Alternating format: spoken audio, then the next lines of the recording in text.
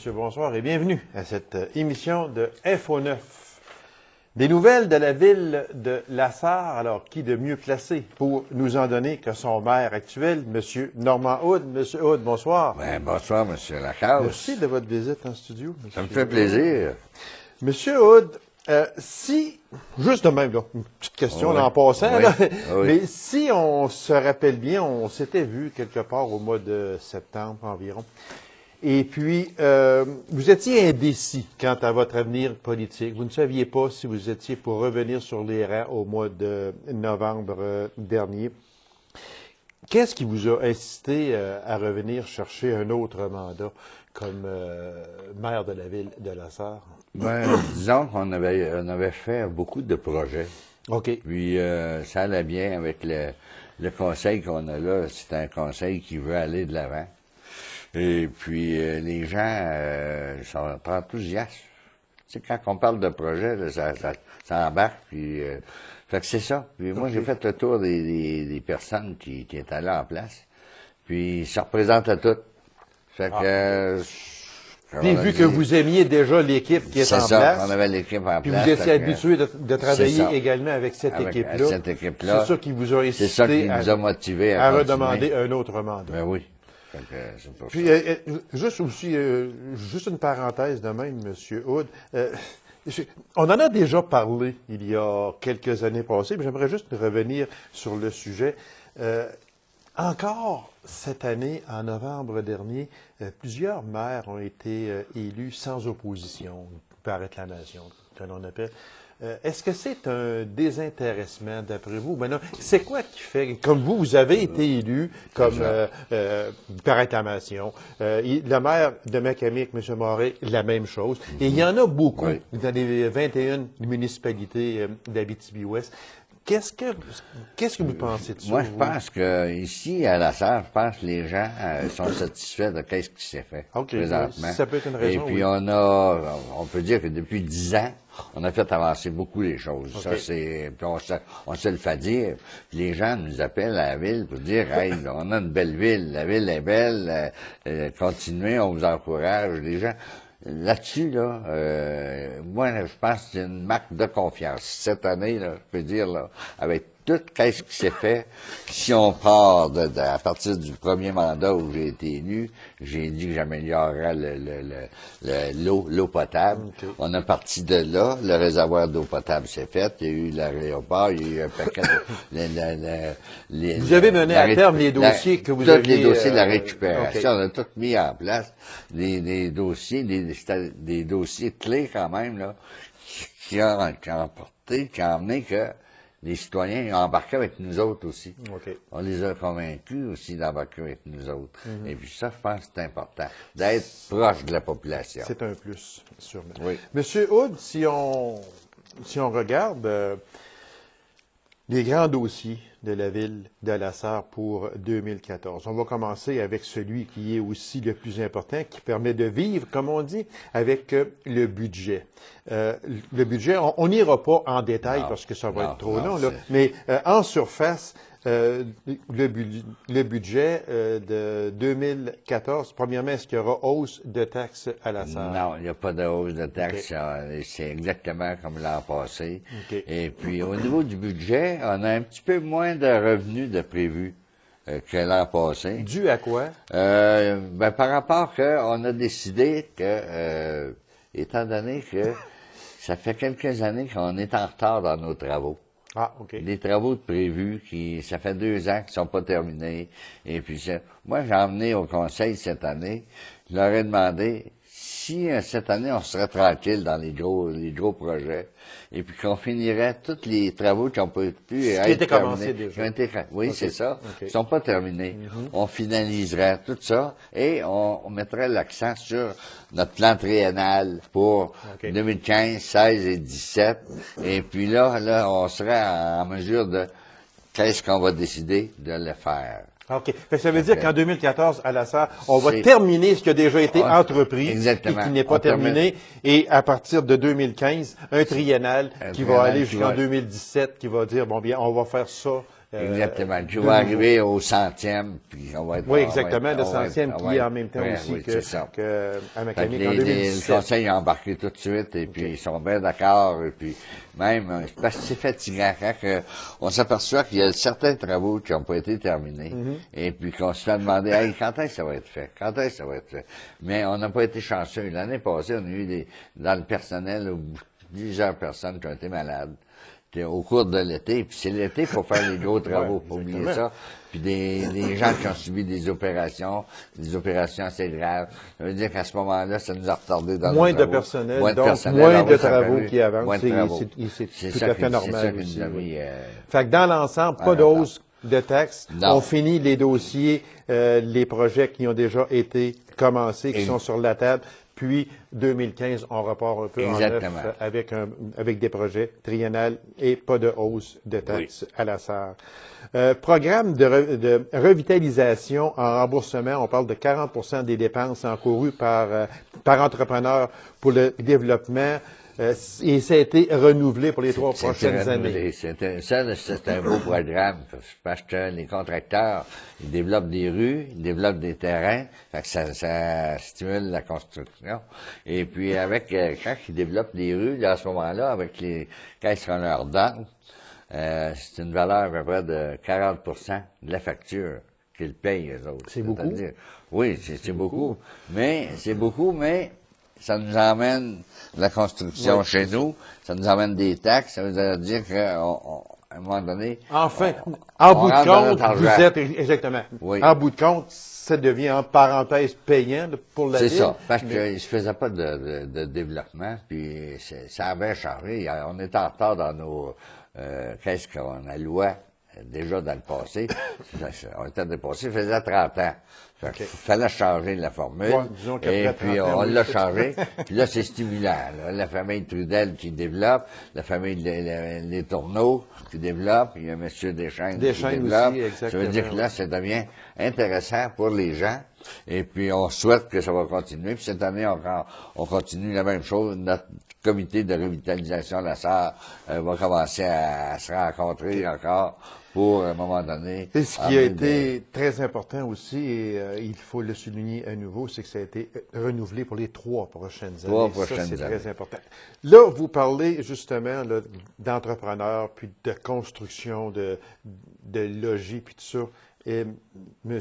Hood, je vous en parle à vous, puis c'est pas seulement qu'à la SAR, c'est que c'est dans toute l'Abitibi-Témiscamingue, mais on va parler de chez nous ici, Abitibi-Ouest. Dossier logements sociaux. Je vais recevoir très prochainement ici des invités avec lesquels on va parler de logements sociaux. On sait que c'est 0% libre à la SAR actuellement. Puis même, on parle de l'Abitibi-Ouest. En général, c'est 0,1%. Ça veut dire qu'on n'en a pas. Non, on n'en a pas. Quelles sont les grandes lignes pour la SAR au point de vue de dossier, logements sociaux, parce que il faut faire des logements. Les gens, ils n'ont plus de place à rester, c'est tout simple. Moi, j'en parle souvent au conseil. On a commencé à mettre de l'argent de côté, ça fait notre 2e année. Et on a fait faire l'étude par notre firme de Val-d'Or, GRB, qui ont le dossier en main. On a un dossier de 24 logements sociaux, nous autres, qui est en marche, là, en étude. Puis le projet, il faut qu'il aille de l'avant. Tous les documents sont partis au gouvernement. J'ai rencontré notre vice-premier ministre, là, à peu près un mois là-dessus. Et Monsieur Gendron. Ça veut dire qu'à ce moment-là, tout le dossier est en marche. On attend après le gouvernement d'avoir les réponses de notre firme aussi, qui vont venir nous rencontrer. Et puis, nous autres, là, notre travail est fait. Moi, ça fait longtemps que je parle de logements sociaux. Ça, au conseil, les gens sont bien d'accord aussi. Oui, mais M. Hood, quand on parle là, de dossiers logements sociaux, là, il faut aussi faire attention. Est-ce que l'on parle de dossiers accessibles à la classe moyenne. Ça, là, c'est important de le dire. Ben non, ce sont des dossiers accessibles à ceux qui gagnent 45-50 000 par année. Non. Logements sociaux, là, faut faire attention. Oui, c'est ça, je veux là, qu'on le précise. Les logements sociaux, je vais l'expliquer, là, c'est ça, c'est pour des jeunes familles. Des familles qui n'ont pas les moyens de se payer un loyer de 700-800 piastres par mois. La classe moyenne, de qu'on appelle. C'est ça. Exactement. Ça, ces gens-là, c'est eux autres qui bénéficient de ça. C'est pour ça que les logements sociaux, ça relève des municipalités. Oui. C'est le pasteur, c'est des logements qui sont subventionnés par le gouvernement et la municipalité en défrait à peu près 15-20 OK. Fait que c'est pour ça qu'on dit logements sociaux, c'est pas pour faire bénéficier des gens qui sont en moyen de se payer des loyers. C'est pour des gens qui ne peuvent pas se payer un loyer décent. C'est ça, exactement. Ça, c'est très important. Puis aussi, on n'ira pas, je dirais, en profondeur dedans, mais par contre, on parle aussi de loyers accessibles aux gens handicapés. Exactement. Parce qu'il y a des femmes qui sont prises sont toutes seules avec 2-3 enfants. Oui. Et puis monoparentales. Et qui vivent des moments très difficiles. Oui. Et puis qui n'ont pas les moyens, qui vivent dans des... on a eu l'automne passé, que c'est bien dans l'air, même le service de santé est obligé de sortir de là avec l'aide même de la ville, puis tout ça.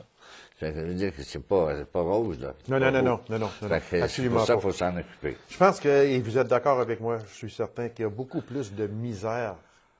On parle de la SAR, mais on peut parler au Québec en entier. Il y a beaucoup de misère qui est cachée. Ben oui.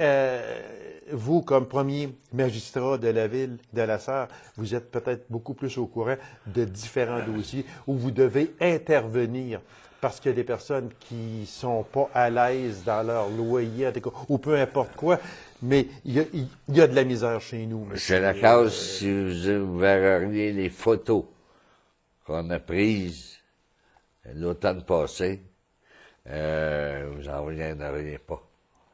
Des photos des logements où une famille demeurait là.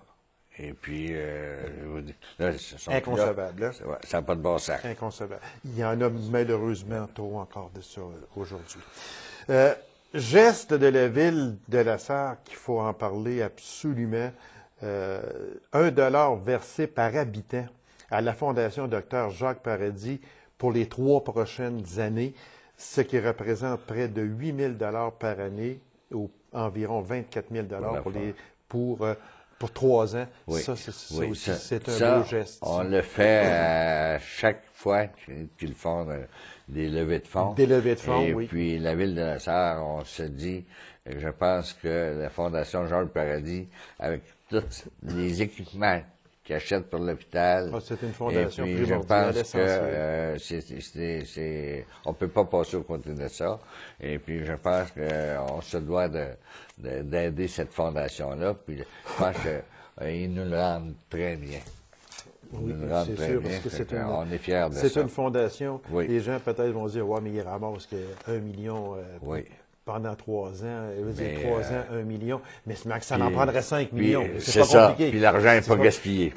Non, parce que je reçois Mme Plourde ici assez souvent, comme je vais la recevoir très prochainement. Je vais recevoir aussi M. Plante, qui a escaladé avec 8 autres escaladeurs de Kilimanjaro. Puis les recettes ont été remises à la Fondation Dr Jacques Paradis. Puis, il y a tellement de choses que l'on achète, des choses essentielles, que si la Fondation Dr Jacques Paradis n'existerait pas, ces choses-là, on ne pourrait pas les avoir ou ça prendrait des années et des années. Puis avec ça, bien, les gens peuvent se faire soigner chez nous. Ça aussi, c'est excessivement important. Un autre beau programme aussi à la Sarre, c'est programme Place aux jeunes Abitibi-Ouest, 25 sous par habitant. Oui, ça, c'est pour chaque année. C'est que c'est 2 groupes d'étudiants que le Forum Jeunesse font venir de Montréal, des étudiants qui vont à l'université, qui vont au cégep, qui viennent rencontrer les employeurs. Ils en font venir un groupe avant les fêtes, puis un autre groupe après les fêtes. Je veux dire, ces gens-là, c'est à peu près une quinzaine d'étudiants. C'est bénéfique, hein? Le taux de placement de ces jeunes-là, c'est des jeunes qui nous reviennent en région. Et puis, le taux de placement est très, très élevé. Fait que ça fonctionne depuis plusieurs années. Ça continue. Puis on investit là-dedans. Et puis, toutes les municipalités sont invitées aussi à fournir là-dedans. Je pense que la majorité fournissent. Monsieur Aude, installation d'un château au Parti-Parc, qu'est-ce que c'est? Ça, c'est nos amusements dans notre Parti-Parc. C'est encore un gros un équipement pour les jeunes. Et puis, comment je le décrirais? Secteur loisirs. Ah, oui, ça, oui. Pour les loisirs, ça va être dans le Parti-Parc. Après ça, on a un autre...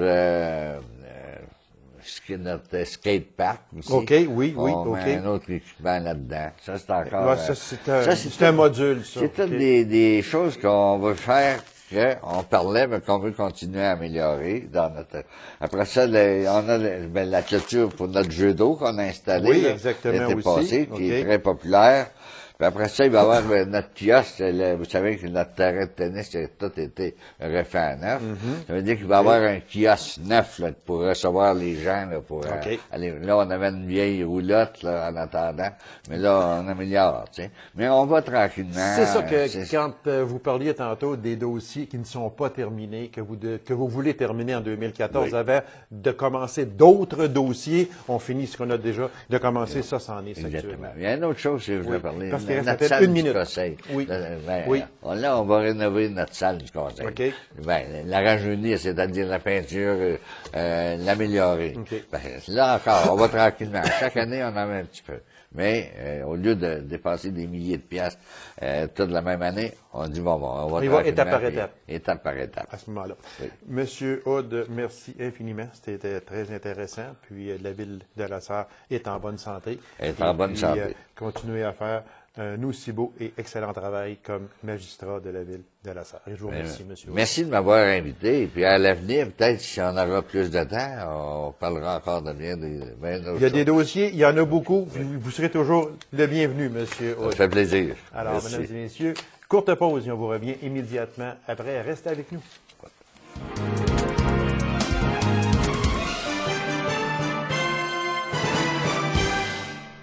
Déjà la 51e édition du tournoi Bantam de La Sarre. Alors, avec mon invité, nous allons discuter de la cédule de ce tournoi. Alors, avec grand plaisir de la Commission des loisirs de la ville de La Sarre, je reçois Mme Cécile Poirier. Mme Poirier, bonsoir. Bonsoir. Mme Poirier, c'est toujours la même question que je vous pose. Elle n'est pas drôle, mais on espère tout le temps qu'il n'y aura pas une équipe qui va dire « Moi, je n'y vais plus ». Parce que là, ça vous cause problème. Effectivement, ça nous causerait problème. C'est une équipe qui dirait qu'il ne viendrait plus. Parce qu'effectivement, écoute, l'horaire est fait. L'horaire pour nous est en vérification finale parce qu'on ne l'a pas encore envoyé aux équipes, mais ça devrait être sous peu. Oui. Mais puis, cette année, la difficulté qu'on a eue, c'est on n'avait pas de très beaux chiffres pour faire des horaires.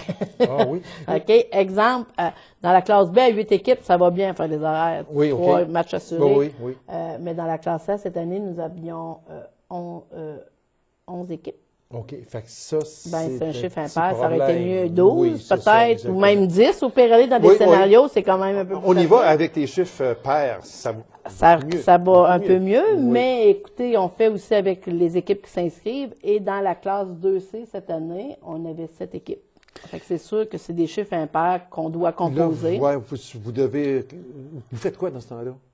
Écoute, on a fait quelques pirouettes. On a fait quelques pirouettes et du mieux qu'on a pu, je vous dirais. Ce qu'on a fait, c'est qu'on a mis, on garantit 3 matchs. Donc, on met, en tout cas, dans une des disciplines, on a mis 2 matchs contre différentes équipes. Okay. Après ça, on classe les équipes pour le 3e match dans les positions, puis on les fait jouer un contre l'autre.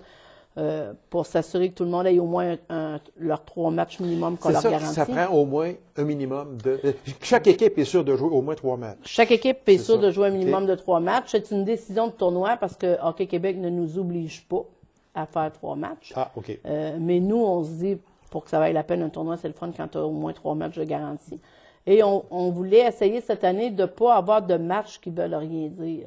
Exemple, tu sais, quand même si tu as perdu, si on fait 2 matchs, après ça, on classe les équipes, fait qu'ils peuvent plus perdre. S'ils perdent, après, ils s'en vont chez eux. OK. Mais on s'est souvent retrouvé avec un 3e match que les 2 équipes savaient qu'ils ne passaient pas. Et c'est souvent dans ce temps-là, des fois, que tu as un petit peu de bisbille, que tu ne souhaites pas dans un tournoi nécessairement. Mais c'est sûr que cette année, ça a été un peu plus difficile. C'est sûr que le contexte, que je vais vous dire, de recruter des équipes double lettre, le contexte d'avoir que Hockey Abitibi-Témiscamingue ait du double A, du 2B, du 2C, fait que ça va diversifier un peu, le nombre d'équipes qui viennent chez nous. Mais en tout cas, regardez, on fait du mieux ce qu'on peut avec ce qu'on a. Et vous avez toujours bien fait aussi, Mme Poirier. Des fois, ce n'est pas facile. Non, et cette année, on va quand même avoir un total de 26 équipes juste pour la classe Bantam, qui est quand même pour nous. Alors, cette année, il y a 26 équipes qui vont se présenter. Oui. C'est dans la normale? Non. Ben, c'est un peu mieux que l'an passé. Oui, c'est ça, parce que l'an passé, on en avait 24. C'est ça, exactement. Mais je devrais vous dire que habituellement, dans nos bonnes années, on a 32, 36 équipes. Ça baisse un petit peu. Oui.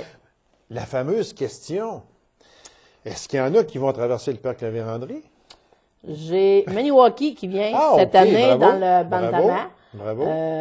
Ils sont très contents, mais eux autres vont être hébergés à Rouen. Là, fait que là, on fait un peu de pirouette pour les aider à s'en venir chez nous. Là. Mais j'ai Maniwaki et on a les équipes de l'Ontario. Ontario, est-ce que Hearst revient cette année encore? Revient chez nous. Kapuskasing revient chez nous ici, dans le double lettre. Dans le simple lettre, on n'a pas d'équipe de l'Ontario, mais par contre, on a Maniwaki dans le Bantama qui va aider. Là. OK. Parce qu'en fin de compte, on a réussi à faire traverser le parc de Vérandrie, mais ça serait intéressant. Parce que moi, je me souviens très bien des années où il y avait Mont-Laurier aussi qui venait, Maniwaki, même dans la région de Montréal aussi. On avait Rosemère, on avait Montréal, on était plusieurs années. Mais je pense qu'il faut aussi être conscient que maintenant, les fameux autobus sont vraiment dispendieux pour venir dans un tournoi. Leur fameux logbook ne nous aide pas non plus. Tu sais, quand on a la distance à parcourir, que l'autobus ne peut plus trop bouger. C'est parce qu'on connaît cette même problématique-là. Quand nous, on va à Montréal, mais nous, peut-être qu'on est un peu plus débrouillards, je sais pas trop, là, mais nous autres, ça ne nous empêche pas de traverser le parc. C'est ça, exactement. Fait que, en tout cas, au moins, il y a une équipe qui va venir. Ça se joue encore dans les 3 arénas? Ça se joue encore dans les 3 arénas. Le jeudi va être exclusivement à La Sarre. Mais le vendredi, samedi, il va y avoir des matchs à La Sarre, à Dupuis et à Palmarol. Et le dimanche matin, seulement 2 matchs de demi-finale vont avoir lieu à Dupuis en même temps qu'à La Sarre, mais toutes les finales se font chez nous à La Sarre. La partie d'ouverture? La partie d'ouverture, cette année, va être avec l'équipe de Kapuskasing. Elle va avoir lieu le vendredi soir, comme prévu, à 20h30. Et ils vont affronter nos Lions, bien entendu. C'est une coutume. Et c'est une belle coutume aussi que le club qui reçoit fasse partie de la partie du match d'ouverture. C'est ça. Et c'est tout à fait normal aussi. La mise au jeu officielle, on parle de 8h30? Oui. 20h30? En tout cas, la cérémonie protocolaire devrait débuter vers 20h30 parce qu'on ne voudrait pas que ça s'éternise trop non plus, là, parce qu'on sait que les jeunes veulent jouer. Ben oui, exactement. Les jeunes sont ici pour jouer. Et les finales vont se faire le dimanche. Oui, les finales se font le dimanche. Toutes les demi-finales sont le dimanche matin. OK. La finale de la classe B va se jouer à 14h. La finale de la classe A à 15h30 et la 2C à 17h30. Donc, le retour à la maison, à 17h, pardon. Donc, le retour à la maison est quand même assez tôt. On sait que l'an dernier, c'était le 50e anniversaire. Oui.